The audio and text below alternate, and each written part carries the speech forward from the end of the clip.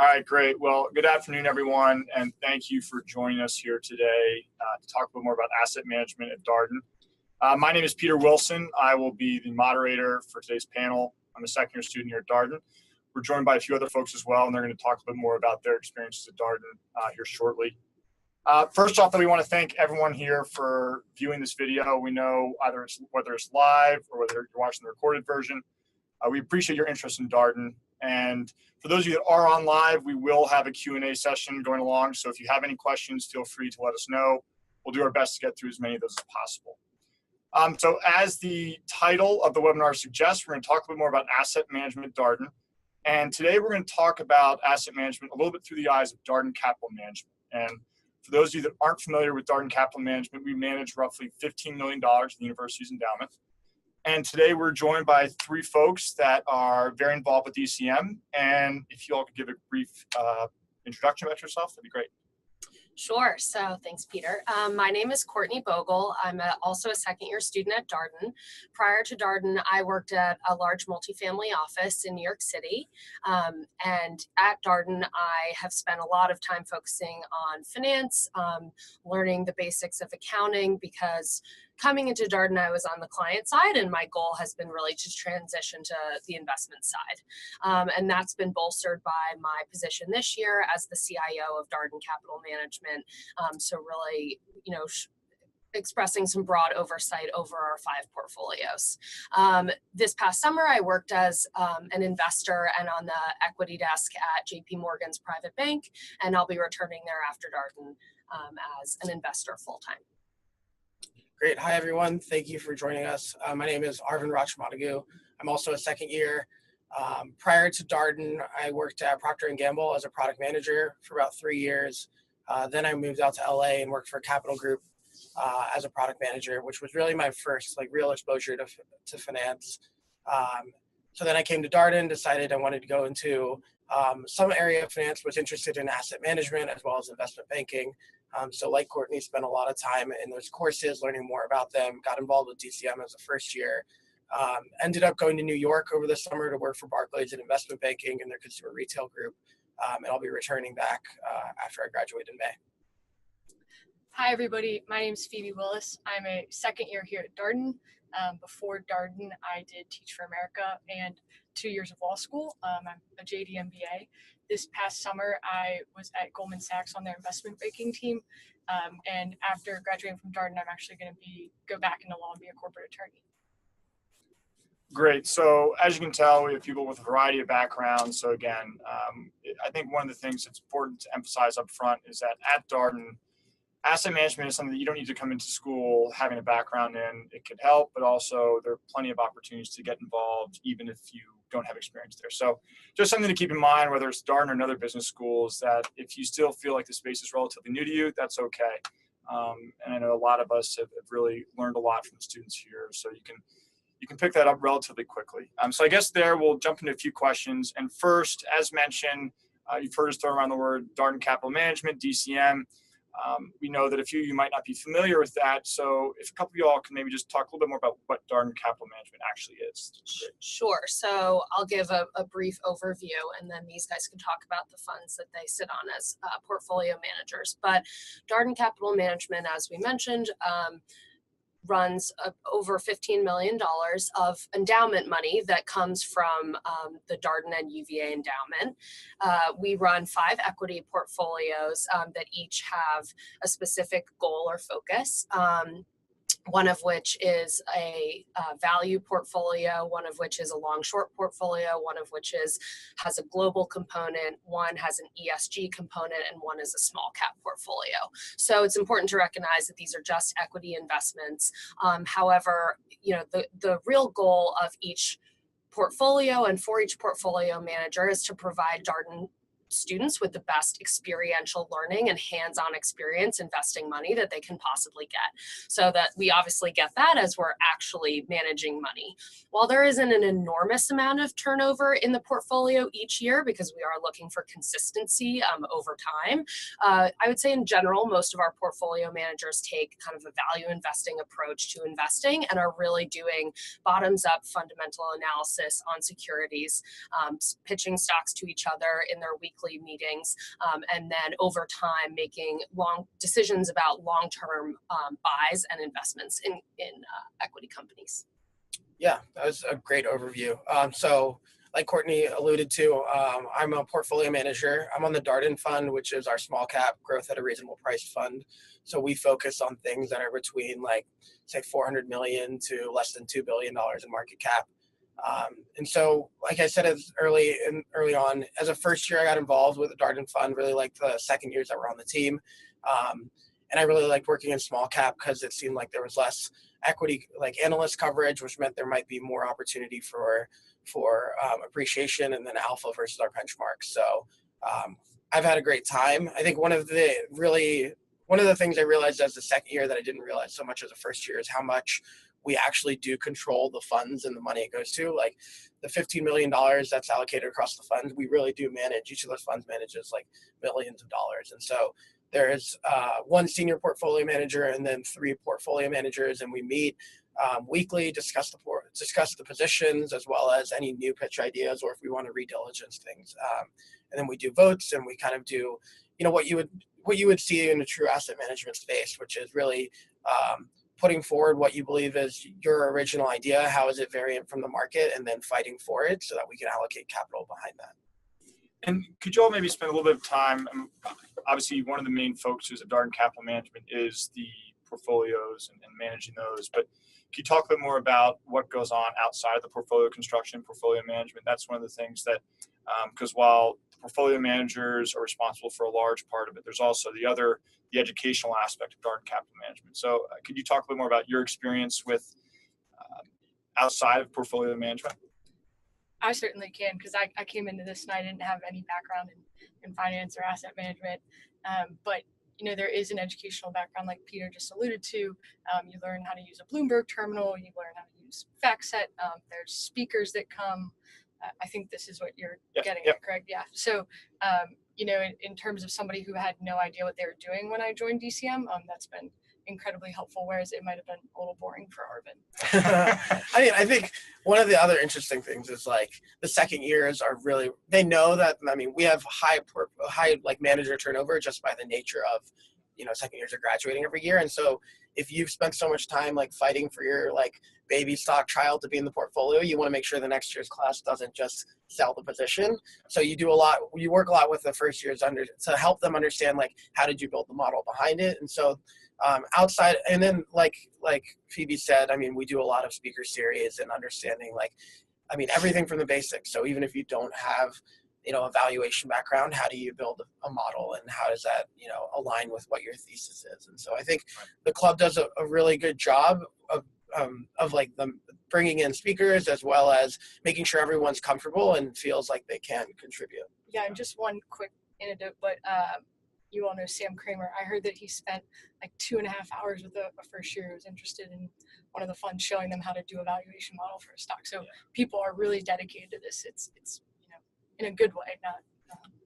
And just to add to what Phoebe and Arvin said, I think the other thing that we as a leadership team spend a lot of time thinking about is certainly, as Arvin and Phoebe mentioned, there are you can obviously sit down with a second year who will take you through modeling exercises, but we put on, stock pitch 101, valuation 101, how to read a 10K 101, all these sort of events throughout the beginning of the fall as first years are entering Darden to really try to give them some of those foundational skills.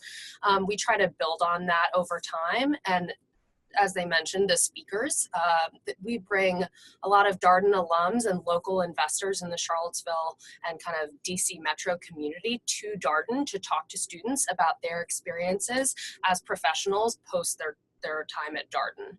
And I think the final thing that is relatively new this year, but that we've had an awesome experience with so far, is actually sending our teams to companies to do on the grounds research. So this year, 6 second years went down to Richmond, Virginia to diligence one of our holdings and spent an hour and a half with the CEO of the company and 5 different kind of managers there, really digging into the nuts and bolts of this company that's a major holding in one of our funds. So.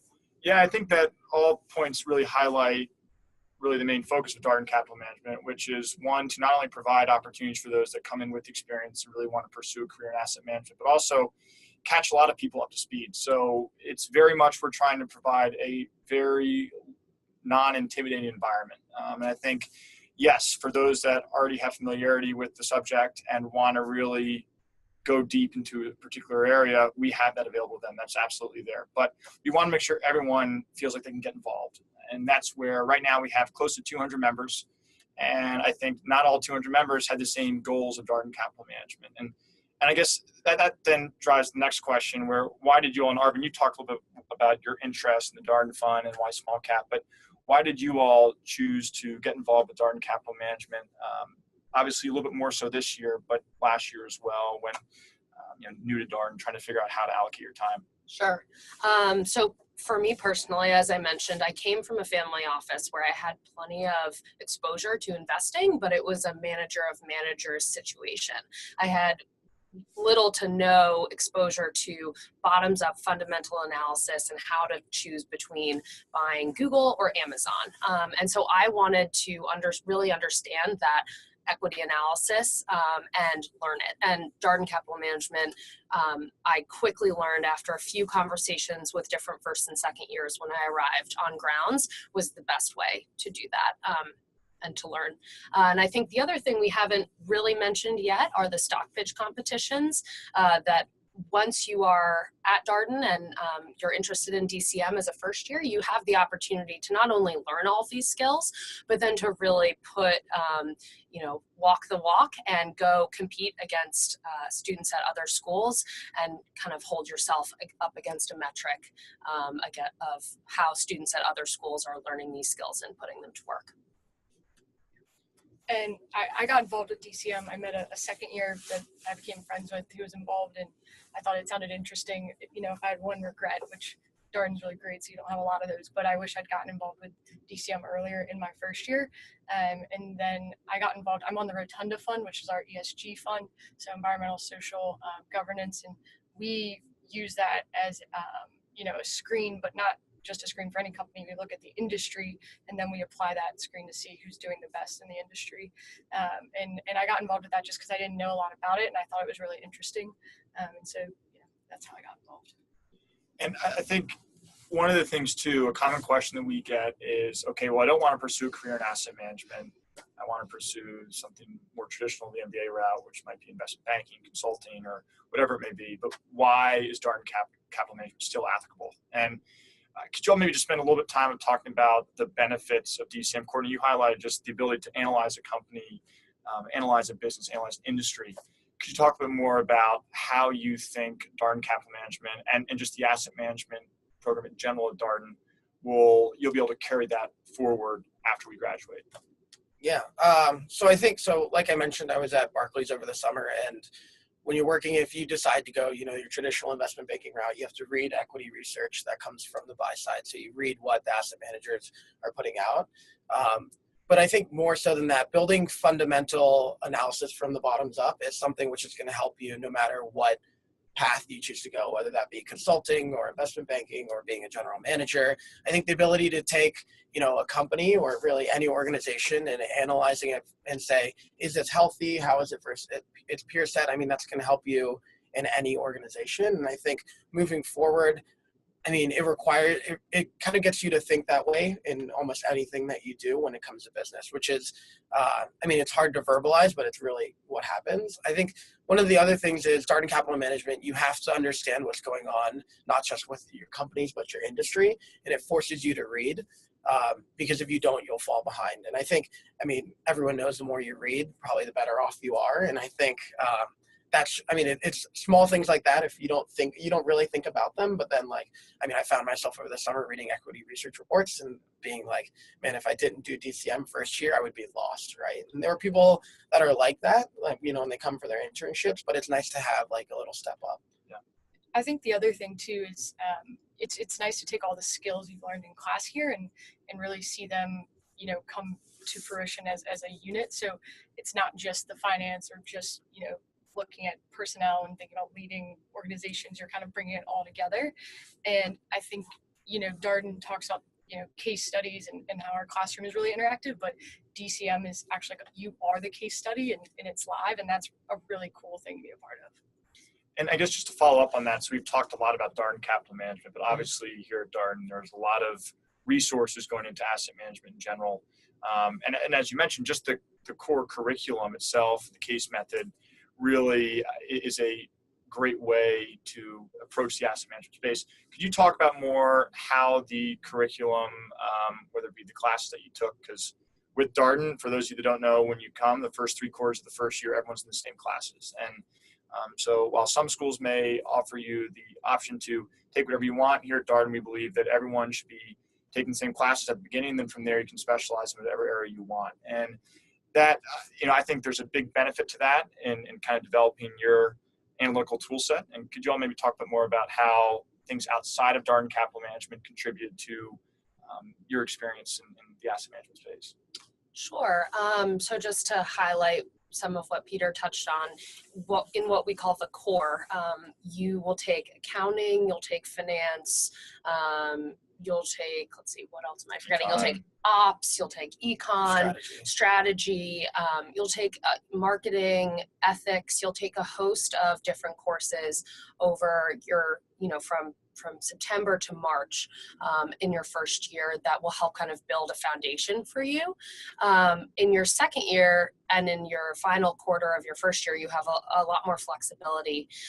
So I took classes like financial reporting, where you're kind of connecting the 3 financial statements. And then this year I've had the opportunity to take classes like a financial crises seminar, or Joe Andrasco's it's called the Master Investment Seminar, where every week we have a different professional investor coming in to talk with us about a case that we've prepared for that speaker. There's a course that Bob Bruner and Dick Mayo co-teach that it focuses on kind of the most quintessential investment books, or kind of fundamental investment books of all time, and delves deeply into a lot of the kind of theory underlying investing. So there's, along with the Mayo Center, there are plenty of asset management resources at Darden outside of DCM, but I'd like to think that DCM is sort of, is very important among those. Great. One of the questions we had is, I guess if you're coming in as a prospective student, how would you, or if you're coming in as a student and you're a first-year student, or you're about to be a first-year student, how would you try to get as much exposure as possible to the markets? That's one thing where you can learn as much in the classroom as possible, but what do you think is the best way to get exposure to the markets? I mean, yes, you could say go read papers and go look online and everything, but what was helpful for you in really landing that internship this summer and then now going back to jobs full time? Sure. Does anyone else want to go first? I mean, I know Peter just kind of poo-pooed it, but I would say reading is really helpful. I mean, I read the Wall Street Journal every morning. I think that's incredibly useful. I read a few other sources, but I kind of vary them every day. But the Wall Street Journal is a staple of my reading. I was not paid to do an ad for them. But I think reading is crucial. Arvin talked about knowing the industry for your companies, but you've also just got to know what's going on in the world in general. And I think the econ classes we took, and there's a few others, for anybody who comes here, take Frank Warnock. His class is incredible and really helps you put all of the pieces together. So, but if other people have other ways to get exposure to the market, it's great. For me, it's reading as well. I also think it can't be underestimated, the power of podcasts and YouTube videos. There are a lot of good ones out there. Capital Allocators, again, I'm not doing an ad, but that's a great podcast. Even a podcast like How I Built This, kind of that, even separately from investing, kind of gives you, I think it's almost like a business school 101 of how did this company come to fruition, what were the inputs and kind of the mistakes along the way. I think that's a really useful one. I also love watching YouTube videos, Charlie Munger and Warren Buffett, whenever you can get a chance to hear them talk or speak. Obviously reading kind of publicly available investment letters. Howard Marks's Oak Tree Memos are awesome. He actually published one last night. So if you Google it, that's publicly available and you can download it.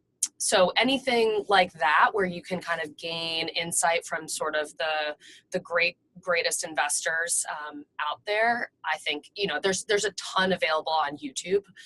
If the investor letters are a little tougher to get at. I think to build off of that, another really neat thing about Darden is that a lot of these top investors are either visiting Darden or we're getting the opportunity to go meet with them. So as Courtney mentioned, a couple months ago, we went to Richmond to meet with the top CEO there. But also, Courtney, maybe you can talk a little more about your trip last spring or last winter. And actually, just before that, though, with Howard Marks, he actually spoke at the Darden Private Equity Conference a couple of years ago. So these are things, I think there are some common misconceptions about Darden that because we're in Charlottesville, Virginia, it's tougher to get access to these folks. I think that you find that we have a lot coming down to campus. Charlottesville is becoming a bigger spot for finance for sure, whether it be hedge fund route or the private equity world. And I think it's pretty neat when you see the early stages of that. So that's just one thing to address because we often get concerns from applicants about, well, I want to get into finance, but Charlottesville, Virginia is very far away from New York, from Boston, from Chicago, wherever. But I think, again, we provide ways to get exposure to those top investors. Maybe talk a little more about your experience last year. Sure. And just also to add to what Peter said, the Darden Private Equity Conference, which is held in the spring, is one avenue where we get professionals and famous investors. We've had David Rubenstein, Howard Marks, et cetera, come to Darden. But then we also in the fall have the University of Virginia Investing Conference, which is sponsored by the Mayo Center for Asset Management at the school and brings incredible resources to Darden. This year we had the Chief Global Equities Analyst at BlackRock was one of our keynote speakers, and we've had a slew of others. Feel free to Google it and see who some of our conference speakers were. But what Peter's alluding to is that last year I had the opportunity, along with about 20 second years at the time, I was in my first year, to go to Omaha, Nebraska, and spend a day with Berkshire Hathaway, and that included visits to 3 of Berkshire Hathaway's holding portfolio companies in Omaha, and then as well as a 3-hour kind of luncheon and Q&A with the great Oracle of Omaha, Warren Buffett himself. And not to sound like too much of a nerd, but I think it was probably one of the best experiences of my life. It was fascinating. Mr. Buffett, is getting older, but he does this every year. I wouldn't pretend that it's an opportunity that will come around tomorrow, but it's something that for the DCM class that got to go, it was an unbelievable experience and learning opportunity. So we were taken around to these portfolio companies, taught a lot about kind of how they're run, the origins of those businesses, why Warren chose to buy them. We heard from the CEOs that were running them about their negotiations with Warren as Berkshire bought them, or bought a portion of them. And then we also had, like I said, a long Q&A with him where we discuss topics ranging from, why he made certain investments to his relationship with Charlie Munger, to, what are his thoughts on how to solve economic inequality in the U.S. The conversation really spanned the gamut, but it was definitely an incredible opportunity. So I'm very, very lucky that I got to go. Great. One question we're getting, I guess kind of building off of that, is what would you say has been your highlight for Darden Capital Management? I'm guessing that was probably definitely mine. But Arvin and Phoebe, what would you say? And it might not be as big as with Warren Buffett, but it could be a lot of other things. But even if it's just kind of learning a particular, it could be anything. Yeah. So, I have 2. One is one more internal. I pitched my first stock and we actually made the trade on it, which was really exciting. And so I think personally for me, that was a big accomplishment, making that step, especially when you put a good chunk of money behind it. But more experientially, I guess, so I got the opportunity to go to a stock pitch competition my first year up to Cornell for their Alpha Challenge, which was basically you go up there and you meet with students that are all first years from various schools. And you don't know what stock you're going to pitch. And then they give you the stock pitches at what you can pitch at 9 a.m. And then you get like 15 hours to put a whole pitch together, and there were 3 of us, and you had to pitch 3 stocks. And so it was really interesting because, I mean, putting together a stock pitch in 15 hours is really hard because it normally takes weeks, if not months. And so, you submit them by midnight, and then the next day you present on your idea. They don't have to be perfect, but like the judges are people from Fidelity and BlackRock and all these, very famous like asset management companies, and they just kind of tell you how you did, and they judge you, they give you some feedback, they ask questions. And I think it's really like baptism by fire, right? Like, it was very early on in my first year, and it was just kind of head first. And I think the good thing was, like Peter mentioned earlier, it's not that intimidating, right? Everyone there was a first year, and everyone there, some people had experience, a lot of people didn't. And so it's just kind of see what you can do, see where you are, and you get really candid feedback from people, which I don't think you really would get anywhere else if you weren't at like a top business school. So that was a really exciting experience. Yeah. Well, for me, so for my fund, for Rotunda Fund, we have divided up the stocks or our investments. Like I have 4 that I'm watching, and I did a repitch on one of those that hadn't really moved over the past 6 months in the fall. And my team was kind of skeptical about my pitch, but I really thought we should hold. And after some lively debate, we decided to hold it, and the next day they were bought at a 60% premium. So that was pretty exciting for me and for our fund. Well, and I think both those highlight, one of the really special things about Darden Capital Management is that there's real money behind this. Again, right now we're at roughly $15 million, and that's not a small amount by any means. And so when you look at these statements and you see, what a decision like that, whether it's to add a name to the portfolio or to keep one in there, makes a big difference. And I think that's one of the benefits for us, is that we've had such great support from the Mayo Center for Asset Management, from our board of trustees. And I think that's one of the benefits, again, when you come to Darden or when you come visit Darden, you'll see that the asset management is really an area of focus going forward. Understanding that maybe this hasn't traditionally been the primary focus for Darden. It's something that the alumni, faculty, and the students are all really supportive of. So I think when you're looking at programs and you're looking for, okay, where is a school that I can go to and be a part of that, be a part of a $3 to $4 million portfolio, because we have 5 of them, and is growing. I think that's one thing that Darden is really, separating itself.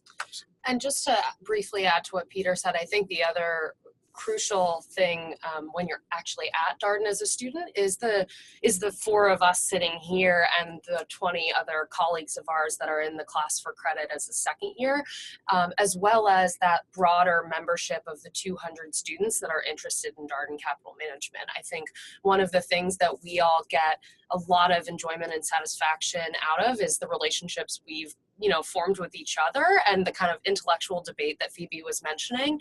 And it's really easy through DCM as well as other avenues at Darden to find like-minded students who are interested in the same things you are, and to share book recommendations or podcast recommendations, or, oh, have you looked at this company lately, or I want to dig into this name because I think there's a lot of potential there. You're gonna find those people really quickly and easily at Darden, as well as through DCM. So I think that kind of community aspect around asset management when you're a student here, it occurs here, and then it perpetuates beyond Darden.